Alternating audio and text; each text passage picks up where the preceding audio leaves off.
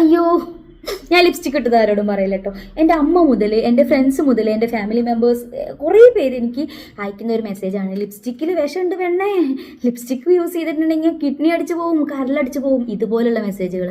അപ്പോൾ എല്ലാ ലിപ്സ്റ്റിക്കിലും വിഷമുണ്ടോ? എല്ലാ ഫേസ് ക്രീമിലും വിഷമുണ്ടോ? ഞാൻ ലിപ്സ്റ്റിക്സിൻ്റെ കാര്യത്തിൽ തന്നെ പറയാം. മാർക്കറ്റിൽ ഒരുപാട് ലിപ്സ്റ്റിക്സ് അവൈലബിൾ ആണ്. 10 രൂപയിൽ തുടങ്ങി നമുക്ക് ലിപ്സ്റ്റിക് ഒക്കെ അവൈലബിൾ ആണ്. അപ്പോൾ ഈ ഒരു ലിപ്സ്റ്റിക്കിന് വില കുറവാണെന്നൊക്കെ വിചാരിച്ചിട്ട് നമ്മൾ പോയിട്ട് 10 രൂപയുടെയോ അല്ലെങ്കിൽ 20 രൂപയുടെയോ 30 രൂപയുടെയൊക്കെ ലിപ്സ്റ്റിക് വാങ്ങും. പക്ഷേ ആ ഒരു ലിപ്സ്റ്റിക്ക് നിങ്ങളുടെ കിഡ്നിനെയും കരളിനൊക്കെ അടിച്ചു മാറ്റിക്കൊണ്ടാവും പോകുന്നത് എന്ന് പറഞ്ഞിട്ടുണ്ടെങ്കിൽ നിങ്ങൾ വിശ്വസിക്കുമോ? എന്നാൽ അതാണ് കേട്ടോ സത്യാവസ്ഥ. നിങ്ങൾ മാർക്കറ്റിൽ നിന്ന് വാങ്ങുന്ന ഏറ്റവും വില കുറവുള്ള ലിപ്സ്റ്റിക്കിലും അല്ലെങ്കിൽ അങ്ങനത്തെ ഫേസ് ക്രീമിലും ഒക്കെയാണ് ഇതുപോലുള്ള മെർക്കുറിയൊക്കെ ധാരാളം അടങ്ങിയിട്ടുള്ളത്. 10,000 ഇരട്ടിയിലധികം മെർക്കുറി ഇങ്ങനത്തെ ലിപ്സ്റ്റിക്കുകളിൽ അടങ്ങിയിട്ടുണ്ടെന്നാണ് പറയുന്നത്. അപ്പോൾ ഈ ലിപ്സ്റ്റിക് ആണെങ്കിലും ഫേസ് ക്രീം ആണെങ്കിലും വാങ്ങുമ്പോൾ നിങ്ങൾ ശ്രദ്ധിക്കേണ്ട കുറച്ച് കാര്യങ്ങൾ ഞാൻ പറഞ്ഞുതരാം. ഇപ്പം ഞാൻ യൂസ് ചെയ്തതാ ഈ ഒരു മാൾസിൻ്റെ ലിപ്സ്റ്റിക്കാണ്. അപ്പോൾ ഇതിനൊരു ബ്രാൻഡ് ഉണ്ടല്ലേ, അല്ലെങ്കിൽ ഇതിനൊരു പേരും ഊരൊക്കെ ഉണ്ടല്ലേ. അപ്പോൾ ഇതുപോലെ എന്തെങ്കിലും പേരും ഊരൊക്കെയുള്ള ലിപ്സ്റ്റിക്ക് മാത്രം നിങ്ങൾ ചൂസ് ചെയ്യാൻ വേണ്ടി നോക്കുക. അതായത് മാനുഫാക്ചർ ചെയ്തിട്ടുള്ള ആ ഒരു അഡ്രസ്സും കാര്യങ്ങളൊക്കെ ഇതിൻ്റെ പാക്കേജിൻ്റെ മുകളിൽ കറക്റ്റായിട്ട് എഴുതിയിട്ടുണ്ടാവും, പിന്നെ ഇൻഗ്രീഡിയൻസ് എഴുതിയിട്ടുണ്ടാവും. അപ്പോൾ ഇതൊക്കെ നിങ്ങൾ വാങ്ങുന്ന ലിപ്സ്റ്റിക്കിലും ഉണ്ടോ എന്നുള്ള കാര്യം ഉറപ്പാക്കുക.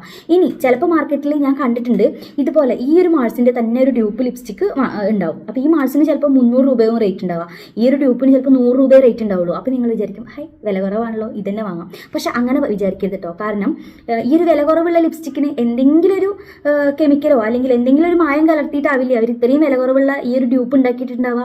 അപ്പോൾ നിങ്ങൾ എപ്പോഴും നോക്കുക എന്തുകൊണ്ടായിരിക്കും ഇത്രയും വില കുറവിൽ അവർക്ക് വിൽക്കാൻ പറ്റുന്നുണ്ടാവുക. അപ്പോൾ നിങ്ങൾ ഒറിജിനൽ പ്രോഡക്റ്റ് തന്നെ മാക്സിമം വാങ്ങാൻ വേണ്ടിയിട്ട് നോക്കണം. ഞാൻ പറഞ്ഞ പോലെ തന്നെ ലേബലും അഡ്രസ്സും കാര്യങ്ങളും കറക്റ്റായിട്ടുണ്ടോ എന്നും കൂടി നോക്കണം. പിന്നെ പറയാനുള്ളത്, നമ്മൾ പാർലറിലൊക്കെ പോയിട്ട് ഈ കെരാറ്റിനും സ്മൂത്തനിങ്ങും ബോട്ടോക്സും ഒക്കെ ചെയ്യൂലേ. അപ്പോൾ ഇങ്ങനെ ചെയ്യുമ്പോൾ അയ്യോ ആ പാർലറിൽ ഇത്രയും വില കുറവായിരുന്നു, നിനക്ക് അവിടുന്ന് ചെയ്യാറുന്നില്ലേ എന്നുള്ള ഒരു ക്വസ്റ്റ്യൻ വരാറുണ്ട് പലർക്കും. അപ്പോൾ അവിടെയും നിങ്ങളൊന്ന് ചിന്തിക്കണം, ഇത്രയും ക്രീമിനൊക്കെ നല്ല വിലയാണ്. അപ്പോൾ ഇത്രയും വില കുറച്ചിട്ട് അവർ ചെയ്യണമെന്നുണ്ടെങ്കിൽ ആ ഒരു ക്രീം ഏറ്റവും ലോ ക്വാളിറ്റി പ്രൊഡക്റ്റ് ആയിരിക്കില്ലേ യൂസ് ചെയ്യുന്നുണ്ടാവുക. അപ്പോൾ അത് നിങ്ങളുടെ തലയിലൊക്കെ യൂസ് ചെയ്യുമ്പോൾ അത് നിങ്ങളുടെ അകത്തേക്കൊക്കെ ചെന്ന് കിഡ്നീനെയും കരളിനെയും ഒക്കെ അടിച്ചു മാറ്റി കൊണ്ടുപോകില്ലേ. ട്രസ്റ്റ് ആയിട്ടുള്ള പാർലറിൽ നിന്ന് മാത്രം നിങ്ങൾ ഇതുപോലുള്ള കെരാറ്റിനും ബോട്ടോക്സും കാര്യങ്ങളൊക്കെ ചെയ്യുക. ബ്രാൻഡ് ഏതാ നിങ്ങൾ കറക്റ്റായിട്ട് അന്വേഷിക്കുക. എന്നിട്ട് ട്രസ്റ്റ് ആണ്, നല്ലതാണ് എന്നുള്ള കാര്യം ഉറപ്പാക്കിയിട്ട് മാത്രം ഇതുപോലെയുള്ള ലിപ്സ്റ്റിക് ആണെങ്കിലും കെരാറ്റിൻ സ്മൂത്തനിങ് ക്രീം ആണെങ്കിലും നമ്മൾ വെളുക്കാൻ തേക്കുന്ന ക്രീം ആണെങ്കിലും ഒക്കെ യൂസ് ചെയ്യാം കേട്ടോ. വെളുക്കാൻ തേക്കുന്ന ക്രീം ആക്ച്വലി വെളുക്കാൻ എന്ന് പറഞ്ഞിട്ടുള്ളൊരു ക്രീം ഇല്ല. ഈ ടാന് കാര്യങ്ങളൊക്കെ മാറ്റാനുള്ള ക്രീംസ് ഒക്കെ അവൈലബിൾ ആണ്. അല്ലാതെ ഈ വെളുക്കാൻ എന്ന് പറഞ്ഞിട്ടുള്ള ക്രീമിൽ മൊത്തം ഇതുപോലുള്ള കെമിക്കൽസും മായങ്ങളും ഒക്കെ ഉണ്ടാവുക. നിങ്ങളുടെ ചിലപ്പോൾ ഇപ്പൊന്നും അറിയുന്നുണ്ടാവില്ല, ഈ സ്കിന്നിനെയും അല്ലെങ്കിൽ കിഡ്നിനെയും അല്ലെങ്കിൽ ലിവറിനെയും ഒക്കെ അടിച്ചു മാറ്റി കൊണ്ടുപോയിക്കോളും. അതൊക്കെ എന്താ പറയുക വൈകാതെ തന്നെ. എല്ലാ ലിപ്സ്റ്റിക്കിലും ഒന്നും മായമില്ല.